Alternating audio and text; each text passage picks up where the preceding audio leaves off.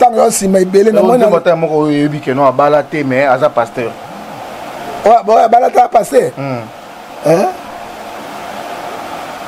na yaki na mawa na zongi na sengo la que c'est ami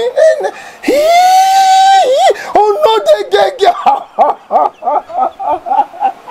Natangi kombo te hein natangi kombo te natangi kombo na invité natangi kombo na moto te ozo baza ebele bozo mema peuple ya Nzambe wapi bozo mema peuple ya Nzambe wapi natanga verset oyo 1 Thessaloniciens chapitre 12 verset 13 c'est que Dieu demande la sanctification c'est ça c'est bana mboka 3-0 voilà 4 on répète voilà 6-1 on met un go babu wa remettre mushumada abomi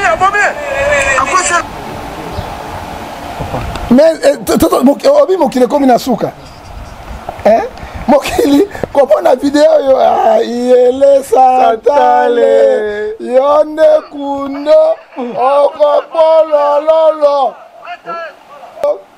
ezali basi 12 signes au zodiaque oyo Satan akotikati na mokili mpona kodétruire monde oyebi Jean 10 lobby le voleur vient pour dérober, pour égorger, pour détruire yope papa 2 Pierre chapitre 1 verset 14 les yeux sont peu d'adité au monde hein moi si soki azata moke soki osimbeta loboko na ye bokaka nyomi hein lembo pede même amunene soki osimbi mopende oyo kaka ekemba lokola mokuruta panzi ekemba lokola mokuruta soki osimbi kafumanga ye na nsima makasi lokola mbombo alors ye mbombo kokwanga makasi mbana toliaka esala keke kwanga mbombo mokuruta panzi bana mbandaka bayebi ntula bengai soko ko ayebi yango ntula ayebi yango boketu ayebi yango papa mais soki omoni mwana mwasi boye yo kocontrole te mabene mosusu balata basute batie babilamba omona te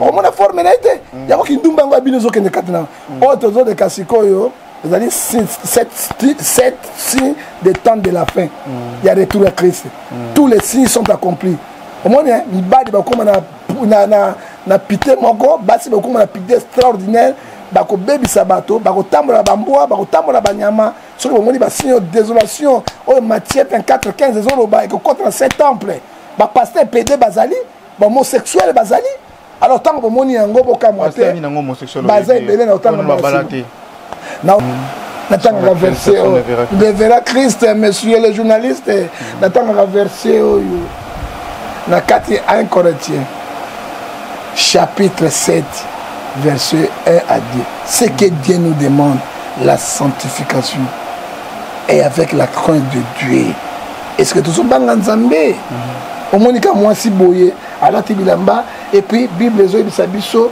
na 4 sous na 2 Corinthiens chapitre 16 verset 11 à 10 ne vous étonnez pas il se déguise comme ange de lumière lokola pied de alati ya mwasi abuki ngonga azotambola ayengonga babengo fumangani babengo ngonga abuki ngonga yo azotambola yo pe lokwa Satan memio ale okwatake okufa na ndoki okukutana na moto oyo aza sirene okukutana na moto ya kufa yango moni bato bazangi Nzambe nde bazoleka makambo moto azangi Nzambe toza na 2 sortes ya bato homme animal na homme spirituel un homme spirituel celui qui craint Dieu qui marche conformément à la volonté de Dieu qui marche à l'obéissance de Dieu qui respecte les 10 commandements et Dieu les bénit. Nous avons aussi les hommes animaux sans pudeur. Fumangani ya mama na yo, fumangani ya mama na yo, sans pudeur. Leur vie, c'est Satan qui les commande, malgré sont des autorités. Ils n'ont pas peur de qui? Ils n'ont pas peur, même peur de la justice, même les autorités. Ils font ce qu'ils veulent. Galates 5, verset 19.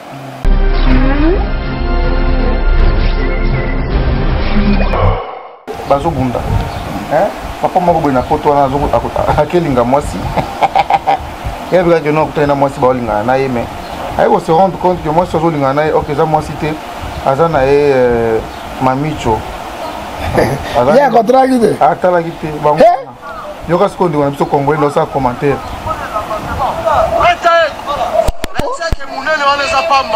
Oh, pédé, pédé. Eh, on est mobile, on est dans ce pédo. Ah, c'est un bon que non. Ah, ça qui est pédé. Allez, vas-y. 1-0. 1-0.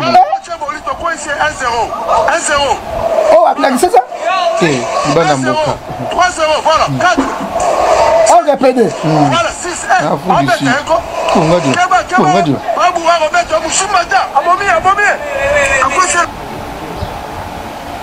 Mais obi mokili komi na suka mokili komona video yo yele satale yonde kundo okopolololo orke mobali bandeko boyoka Voilà. On doit qu'il y ait le mot quoi et voilà. Voilà, coach Bolito, quoi c'est 1-0. 1-0. Voilà. 2-0. 3-0. 4. 5. Voilà. Chigoni, fumangane zate. Donc est-ce qu'on va dire comment fumangane zate yoko singa. Ah, ndeko mokile komi na suka. Oyo ezali basi 12 signes au zodiaque. Oyo Satan kotikata na mokili pona ko détruire monde. Oyebi Jean 10 le volet vient pour dérober, pour égorger, pour détruire. Yope papa. 2 Pierre chapitre 1 verset 14. Les yeux sont prédictés. Au monde était moi si ce gazata mouké. Ce que si mettait le boko na ebo kaka nyomi. Les mots. Pédé même à mounene. Soko simi mo pene o kaka kwa ekemba lokola mukuruta panzi. Ok, ekemba lokola mukuruta. So simi ka fumanga ina sima makasi lokola mbombo. Alors ye mbombo ko kwanga makasa mbana to leka sa ke ko mbombo mukuruta panzi bana mbanda ka yebi ntula benga soko ko yebi yango. Oh. Ntula yebi yango. Bokecho yebi yango papa. Mais so moni moi si boy. Yo contrôler te. Ma belle mosuba ta ba soutenir ba ti ba bilama o mona te o mona forme na te ya ko kindumba ngo abino zo kende katna o tozo de kasikoyo ezali 7 signes des temps de la fin il y a retour à Christ tous les signes sont accomplis o mona mi badi ba koma na pité moko basi ba koma na pité extraordinaire ba ko bebi sabato ba ko tambola bamboa ba ko tambola banyama sur le moni ba signe de désolation o Matthieu 24:15 ezolo ba ko contre 7 temple ba pasteur PD bazali ba homosexuel bazali alors tant que moni yango boka moté ni nango homosexuel bazali belé na autant balate na autant yo si mais belé na moni na bota moko yebi ke no balate mais aza pasteur ouais bon balate pasteur na yakina mawa na zongi na sengo la kese ya minene oh no de gege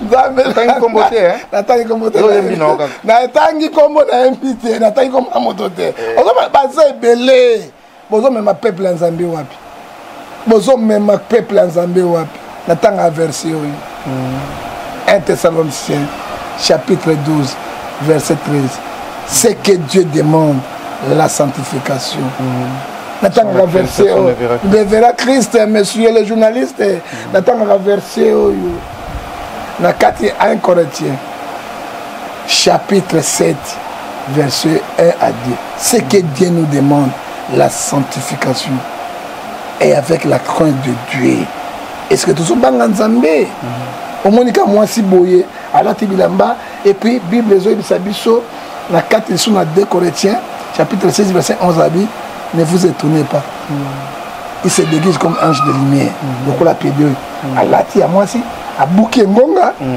azotambola ngonga babengo fumangani babengo ngonga abuki ngonga yo azotambola yo pe kwa Satan memio ale okutake okufa na ndoki okukutana na moto yo ala sirene okukutana na moto ya kufa yango moni bato bazangi nzambe nde bazoleka makambo moto azangi nzambe tozana deux sortes ya bato homme animal na homme spirituel. Un homme spirituel, celui qui craint Dieu, qui marche conformément à la volonté de Dieu, qui marche à l'obéissance de Dieu, qui respecte les 10 commandements. Et Dieu les bénit. Nous avons aussi les hommes animaux, sans pudeur. Fumangani à maman na yo, sans pudeur. Hein? Leur vie, c'est Satan qui les commande, malgré sont des autorités. Ils n'ont pas peur de qui? Ils n'ont pas peur, même peur de la justice, même les autorités. Ils font ce qu'ils veulent. Galates 5, verset 19. Hein? Un homme animal. Héritier. Un homme animal, c'est ce qu'il a fait. Relation sexuelle avec une femme, ce sont des choses secrètes. Parce que dans les choses, il y a héros dans l'homme physique. Le col à miso, héros physique, tout le monde regarde. Le col à zolo, héros physique, tout le monde regarde. La bouche, les pieds, les jambes, tout. Mais héros dans l'ombre, c'est Fumangani. Hein? Héros de l'ombre, c'est un héros fabriqué. Ils ont le coup mounene, na mounene. Et comme Sambo pour les bouées, ce sont les hommes animaux, basés belés. Homme animal. Homme spirituel. Homme spirituel, celui qui marche conformément à la volonté de Dieu, qui respecte les gens, qui ont la peur de Dieu. C'est que la Bible nous dit, aimez-vous les uns et les autres. La Bible nous dit, dans Jean 12, 43, ce sont les hommes spirituels. Qui a la compassion des autres, qui ne sont pas les égoïstes. Ils veulent partager aux autres. Il y a pouvoir, homme animal. Il prend l'argent de la République, il bouffe, et même avec les familles, avec les copines, et la population qui souffre. Et bon,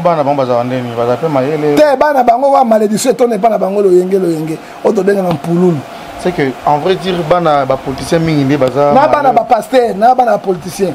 Mingi bazaka kwa makabotina bana ba pasteur oui oui Zimbia za mona pasteur et moko pas Dieu relève comme ça tata na itande exécuter. Oui mais ça ni bazana ngo Matthieu 7 verset 16 vous les reconnaîtrez par leurs fruits. Le fruit de l'esprit. Les fruits de l'esprit. C'est Galates 5 verset 20, c'est l'amour. Ils ont l'amour? Ils n'en ont pas. Ils ont Galates 5 verset 19, les œuvres de la chair sont manifestées. Merci beaucoup, papa. Jacques, tu as commis presque déjà. Tu as commis qu'au tendre vers la fin. Mais papa, tu as la brèche moquée avant de conclure l'émission Nabiso. Et Zana maman Nanou, l'une de mes correspondantes dans la Liban de précisément, je crois, à Londres. Aza Mongala. Après ça, il y a non, ils allaient soucier que non, vie passe où il est au bangi. Voilà, tu peux te dire maman nanou, il y a bien quelqu'un qui a qui n'a eu. Et là, maman m'a dit que vie et là, il est au bangi. Pouvoir en place à Sundori au bangi. Équateur, ils allaient abandonner. Pendant que la maman nanou, n'a pas Équateur abandonné. Après ça, il y a tous les diasporas à Bangal. Dans le but de tribalisme. Dans le but Boudja, parce que le Bangala, dans le but Équateur, Ezali na kati ya République démocratique du Congo. Puis qui peut sauver l'Équateur? Ezali Bisso, bango ça abani sensibilisation à maman nanou na poto chaque fin du mois $10 ba diaspora tout ya Bangal. Bisso pe awa, di Binza, Ngombe, Mongo, Lokele, nani to msa $1 to fungola caisse mo to bomba yango. To bana obongsa kuna mobayi mbongo l'école la place inondation ezali to tonga ndako to sunga baninga ba projet communautaire ezali bonne initiative soki tozika na bato eko simba te et bon Laurent Songo ya ngala biso la Laurent Songo tout la nina bengai gaisola et gaisola Laurent Songo tout la nina bengai 6600 votes ata $2 millions koya nabi $2 millions ekoya bona bana mbandaka nabina nalobina Laurent Sokoko na mona ndako ya 3 étages na mbandaka ezate qui puis écoute côté déjà qui coûte côté na mbandaka 3 étages ezate Mobutu aya atiki biso na ndako ya étage te Laurent Desire Kabila ye na kanda ya Mobutu abomande Équateur oya mona ye na kanda ya Jean-Pierre Bemba bato tu bazwa o babenga nini oyo babenga solganga bango ezalaki nini 5 chantiers Équateur et Zouate. José Makila est peu connu. José Makila est l'autre côté. Bam, aben baende, l'autre côté, babaindon est l'autre côté. Bah il n'a pas donné un bon rétrospective. À d'autres ça n'avait pas ya. Et ministre Yazaki, oh ya puissant et pas ya, oh ya professeur Bochat. Pas garder poste naï. Et l'autre côté, yango tobi initiative ya maman oyo. Kengo adonne l'autre côté. Bemba Sarlo na Bemba mosu de l'autre côté. eloko te mbandaka na de goudron kaka ya Sanyama elongo na ville esuki na mbandaka de na oyitela apart yango goudron eza te na mbandaka na bakatier mosusu kovandi boye ndeko nango natala mwa mwino mwa makako mpena kiti boye kwaka abendi yo owati mpena mesi boye kwaka ake na yo mbandaka ndenge ezali ngai moko nakei na mbandaka na leli mkure eza te mai eza bato batoka mai na mabulu yango banyama misopi ozomela bongo sopi na kati tala bato mbandaka alors tango mama alobi eloko bakonzi ya mbandaka basa eloko te bacherche bomengo ya bango banda Justin Bomboko engulu banga mpongo nkema kaka papa mokolo pombo asamo ndako na étage neto à 3 étages tresel oza na mbandaka kaka yango wana oyo batikali eloko te Loraso Koko esika ozali ndenge otika mbandaka ekufa ekoma libongo yango tolobi ete na nécessité mama apesi yango abandi yango biso mpe tokobanda yango awa tokofungola konte kozala moto te $1 na chaque équatorien mongo mongala libinja moto nyonso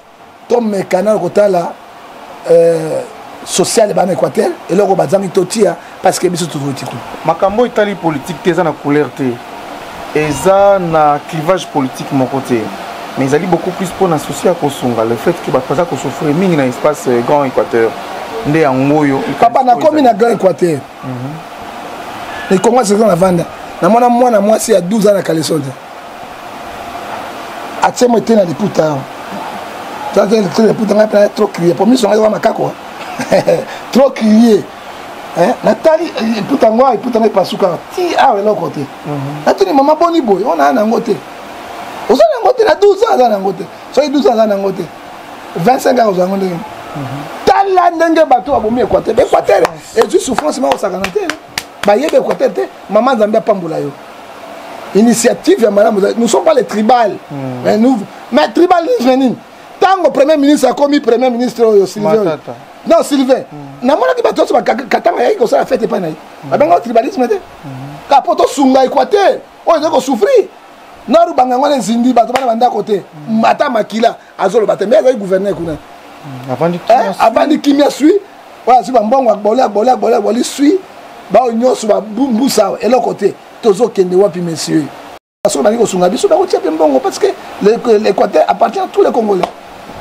L'équateur tomona kamanga mataka po pas tongi kazaki premier ministre mato amotema malamu ye akomisi mboka na beni na to butembo toni Maniema c'est extraordinaire université Maniema même université Kinshasa na ngote azana motema malamu azaka premier ministre pam ba équatorien ba bimi ba ministre combien ba PDG combien ba poste combien depuis Mobutu qu'est-ce qu'ils font papa pesa message moko par rapport à plutôt na grande communauté à bana Équateur message ezali bolingo ndeko bisto bima totiki grand Équateur na passe grand Équateur ba kapale 3 provinces mais la province moko tokotala Mbandaka tokotala Bwende tokotala Lisala tokotala Gbadoli te peto za gemena bumba lokolo makambo mamo ya pesi biso abani musalo na poto atala bite papa soto ziba konzi oyo ele ko sale mate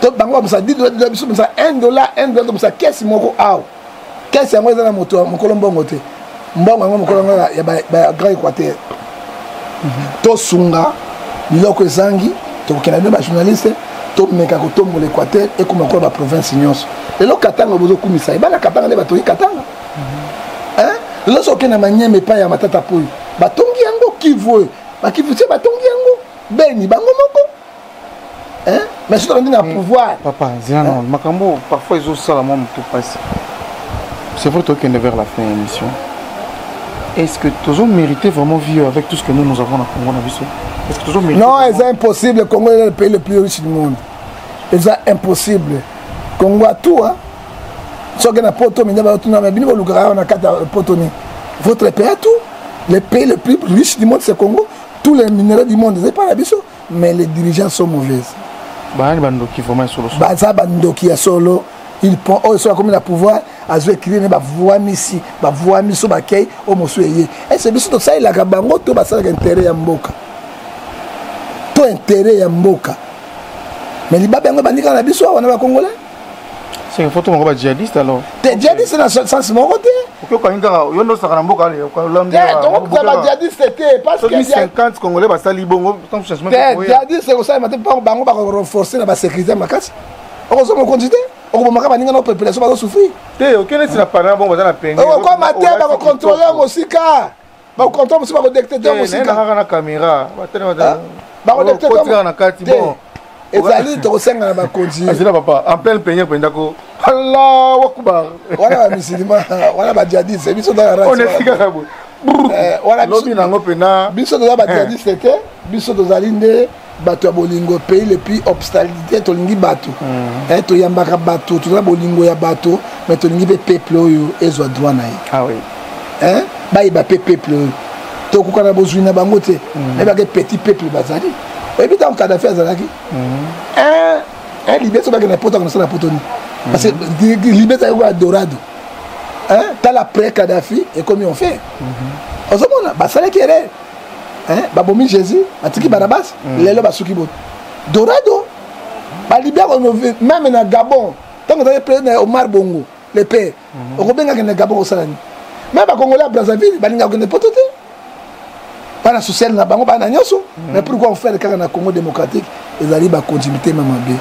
ba yebi peuple te ba ko saka bino maputa te voter nga na ko sala ba na parlement loi ni ba voter pour na bino budget ni malongo ba voter pour na bino pour se retrouver changement de 5000 mboka et donc comment ça pour que côté ba souffrir bango ne ba zo régner o so ba ke ba musu ba bakisani o ba ke ba bakisani est-ce que pays yango ko zanga po ya batu to pays to construire yango le quoi république démocratique du Congo au moins ni Kagame c'est un dictateur mais ba Rwanda ba kolongolete pour nini a construit mboka na bango a bongisi mboka na bango social na bango telemi biloko moso na poto te ezali awa na kata Rwanda ba kolongolete pour nini mais regarde ba pays sur africain ba Gabon makala dictateur to yi Kagame un milliardaire te Kagame parmi les milliardaires du monde te mais après c'est intérêt mboka na yi yango mo ba bimisa ezate ba longolete ezate mais les autres 18 ans de pouvoir, qu'est-ce que vous avez fait au Congo? Pour nous autres, on a pouvoir. Pour toi, on a beaucoup, merci beaucoup, Tokomi Nasuka émission de PCB. Nous avons Domingo Zakebele à Kolanda Biso na Julio Toto TV. Tu as dit pour Nabino, Papa Ngefaya Zali, vraiment, na maloba maye, on comprend que les gens n'ont pas besoin que lobby Congo était le lobby pays grand Équateur était le le cas province peut me sous quoi photo que mais tout les alliés pas pour bien to comme na suka za jamal basuka mais question ka suka na na maman na ngamo na ngami na ba émission lobby na liro to que il faut to comme état fédéral c'est-à-dire chaque province comme le roi sous état et c'est coordonné bon que nous nous alliés central na Kinshasa oh mais papa Julio mais vous avez tout l'état fédéral pourquoi gouverneur provincial pourquoi gouverneur gouverneur est quoi président d'état ou na province ou c'est état fédéral n'est pas un pourcentage ça maman lui na bobungi donc ça l'état fédéral ou aux hommes et ça le quoi les États-Unis capitale c'est le président de la Maison Blanche il y a le président Congo bah chaque gouverneur il y a baïta ou na pas président de la République na mboka na bango là te biso qui muta taki président na biso na Kinshasa na mbandaka nani asalaki ba India asalaki kuna basalaki basala ba décision na bango ba ni na bango na repêche exemple deux gouverneurs vice na titulaire ba weli mama mini makamba ba bengisi bango aw ba suspendre ba bazong si bango parlement décider ba kolongwa te bango bazong musala mais ba na décision to état fédéral mais si connaît mitema mabe na état fait ba fédéral en monde même ba gouverneur ba za kuna ba ministre na bango ba mi voix misi ba ça ba pourcentage na gouvernement central ya mo moni mboka zo développer tout l'état fédéral monsieur merci beaucoup Tokomi Nasuka émission mais jamais to fisango bo papa ya Laurent Sorogo quand même na pesa mbote ta batomine na pesa mbote na papa na ngai Ngefa Barthélemy Motodua na kati na oh poser mobali kitoko juste aleki bal nyoso na kitoko te comme te voilà grand père viens il veut mettre à Barcelone so comme moi na 14 ans viens Ngefa père Ngefa danger viens Barthélemy Souka bon maman na ngai ba tondoke doxi waleki basi nyonso na kitoko aleki na mamimi aleki bango tu na aleki na nyakero aleki bango tu mama nanga aleki bango tu esika avandi mwasi kitoko aleki basi nyonso nkolo na ngai ayeba kopambola bango esika bazali napesi mbote na molandi no monene oyo tobengi ye aza na france tobengi ya toto yende njoko ya toto yende njoko njoku te njoko oya monene wana ya toto na pambola yo et puis topesi mbote na bijou ngefa on chose sala leki sala nzamba pambola yo topesi mbote na papi ngefa na kati na siri kikolo apambola yo et topesi susu mbote na Eric Lele na ndeko Patrice na Belgique bo bazo soutenir ba idée na yo kolo apambola bino et na balandi na biso nyonso na Julio TV parce que ngai mon fanatisme na émission na bino ngonga so na masolo yaka na koyamba yo na mpona peuple kolo apambola yo et puis d'après mbote na B50D Mami Bomolo Bulumbu benge B50D yenda zali mwelo donc aleki na béton aleki béton ye mwelo aleki béton mwelo aleki béton asoko boy ndeko na ngai zwaka grenade tiala muno kana pana na Syrie Afghanistan to boy ya watolendi baba tunakufa be na Kongo to boy bango kola pambola yo na mboti ya suka na zali kopesa na bunduki James patron James na France 007 kolo apambola yo patron James bajilo bango balingi ba soutien pour ça les kene liboso osomi ta caméra babilo kaminene akozala reconnaissance pa kotanga komona ye po abino mbongo bolingo pesaka pa mini oba osambusaka bato bamutakala pasela bino ba ozaka basi na bino wana poto na bana na bino bazo silisa bango bato ko bajilo bango yo ba John Ngefa to senga pe ba aide na bango musa do sala ngana télévision na John Ngefa TV et sengi ba aide ya Laurent Sokoko oka pesa kati na ngo mais mbote ya suka na bongo mke na ta chapeau tozo pesa mbote ya suka na millionnaire milliardaire mwane kanga tolia mponde nembele na musombo ayebi ngabuka pe ayebi yo kabenge mukurta panzi to kwanga ngo mbanda kana libongo soko loka ile kama keke bengi tula nina benga 6600 votos nyati abeti gr Laurent Sokoko yende makambo nina tula bengai 6600 votes yende makambo timbe abeti gr millionnaire milliardaire mwana mbanda aleki Moïse Katumbi aza Katumbi ya biso bana Équateur aza ne Katumbi ya biso bana Équateur c'est que OK mais na élection 2023 a organisé c'était président na hôtel Maroso Laurent Sokoko akoya lokola Trump est millionnaire t'as un milliardaire na kata président ko iba binoni na la bi Trump aye milliardaire président république milliardaire da mbongo la bina zo ngota ko iba binoni ko ta personne mboka botongi bato aboyi ba président mbongo azo na mbongo na ye ntula ni na bengai e gaisola chocolilo na sukiwa. Merci beaucoup ko sala émission na Papa Ngefa ça sur émission te ça pena bisolo entre papa na mwana e bo trouver et c'est nyonso quoi na comme na suka émission na pesi merci vous allez kebele ko émission na Julio Mutoto TV merci na ba partenaire na biso tout bazami na Paris bazami na Belgique bazami na Afrique bazami na Kisasa na pesi mbote mingi na ba baza ko croire na biso ba continuer toujours pour soutenir biso na sengi na bino bokende ko s'abonner massivement bo s'abonner bokena cloche de comment na cloche de Jacques Rocata place wana cloche wana bo signer bo appuyer puis bo za la information nyonso à tout moment pour que bo ba à la page d'information na pesi bino merci boy ba ke Papa Ngefa tozana ye lelo mercredi tozana ye vendredi tozana ye surtout dans le Cambotali lisungi po na bana Équateur to ngote parce que notre souci faut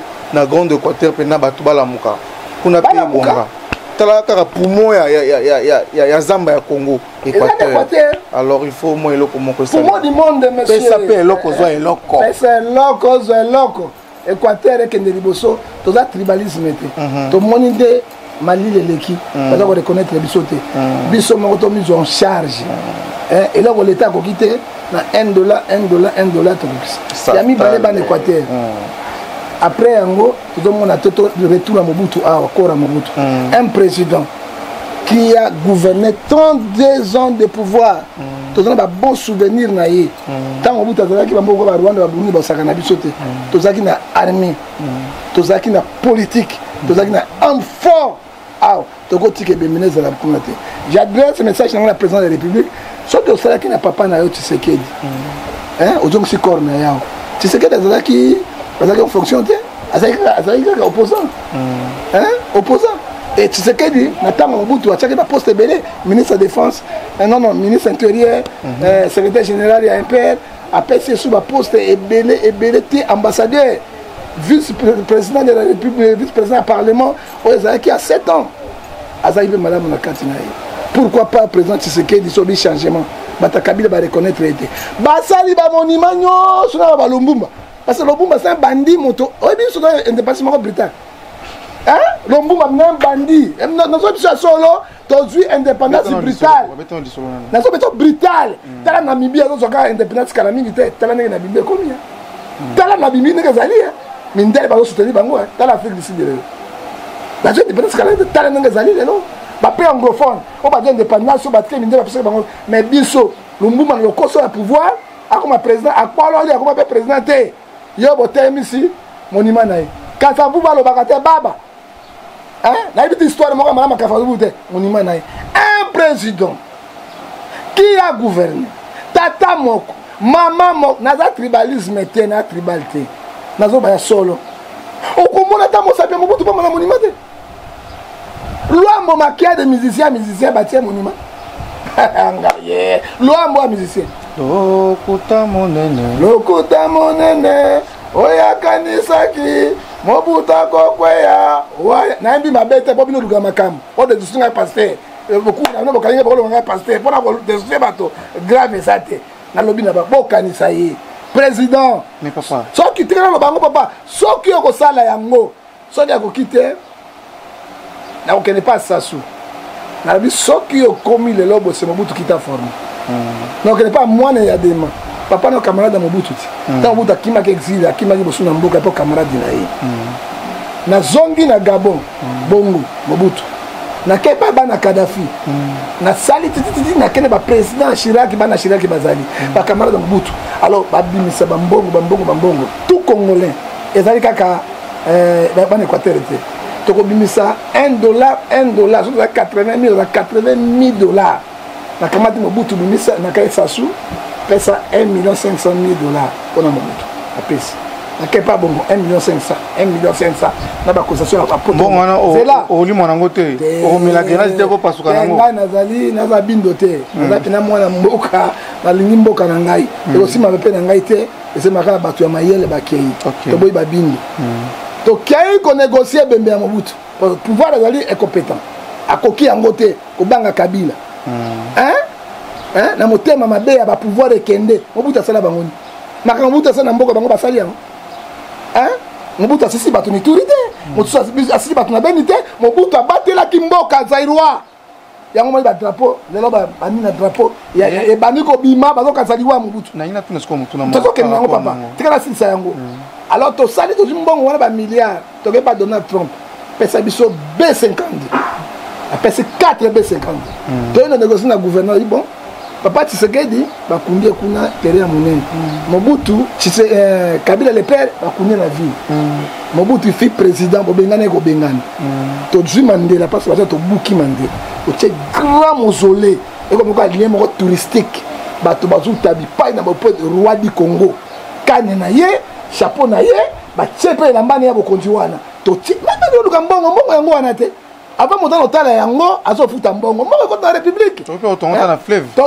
te fleuve te kakawana parce que ba kina Kabila le père na fleuve te pona milema ko touristique te kakawana papa kaka ba kota mai fleuve ya lo baganini comme le soleil se lève akumisi 3Z 3Z na ye to tchewana alors retour ya Mobutu to ko somba ba dig ba mirage wana to sombi yango 2020 tozwi ba B50 likolo totia yango 14 poto na mbongo moto na mbongo na tout etondi likolo bahélicoptère bunani laki wana oyo babidongolo miso wana totie pembeni à l'école yo mona cortège ebemi ya avion biso ngai moko mona lati cravate ngai moko mwana Mobutu sasa okukungandi wazabanga na telemi na noanga tokuko Mobutu tokotie ebemi na un mois ekovanda na stade de Martyrs bato bakotalaka mokili basima tozwi na grand honneur tokuko tika ye esika wana parce que c'est lui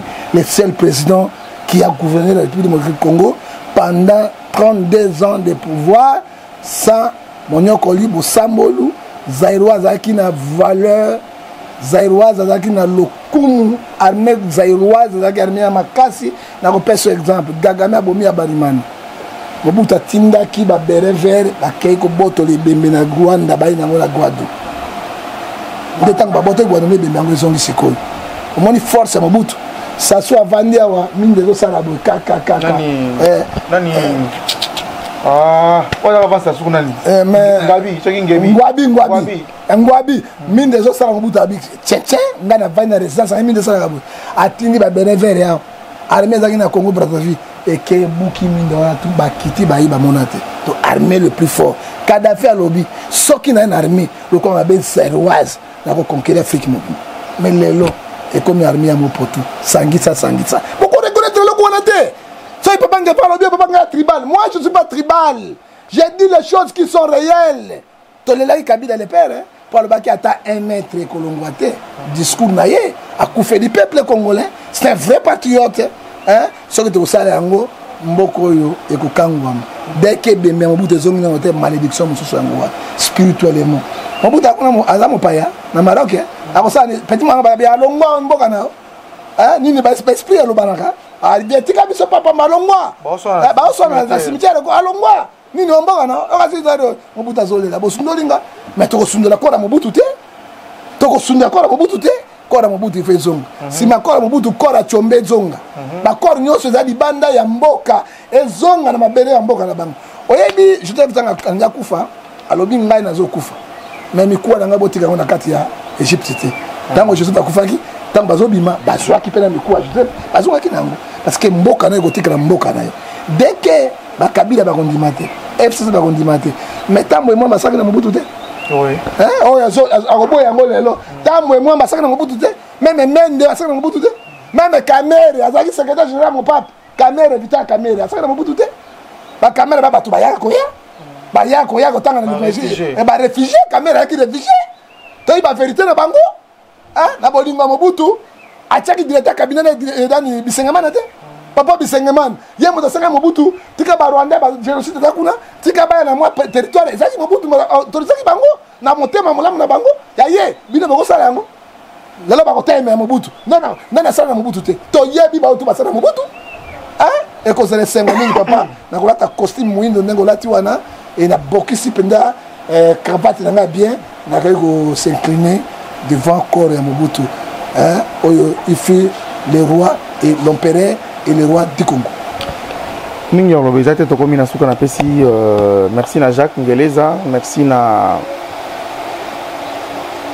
Aristide merci na bande na sima ya caméra pour tout ça pour les pour na biso toute fois tous en information pour ya ko fouiner information pas na passion fait ça la source oh source na ko appelle information la source ah oui on a lobela bana Congo bayo ya Laurent Sokoko tala pe koto quoi tala pe mpanjo bato no so bapuyaka papa ngefa désormais bo s'abonner na chaîne Abisso Julio Mto TV et un dernier mot pour to kata o bengi Sokoko mabe bilo benga mwezi katumbi nini tenga tanga kombona te otanga kombona te nga ngo te yo benga Sokoko ko ya Laurent Sokoko ntula nina bengai 6600 votes et gaiso la simbo ningana Laurent Sokoko Nasuki wa merci beaucoup kola pambola ojile merci papa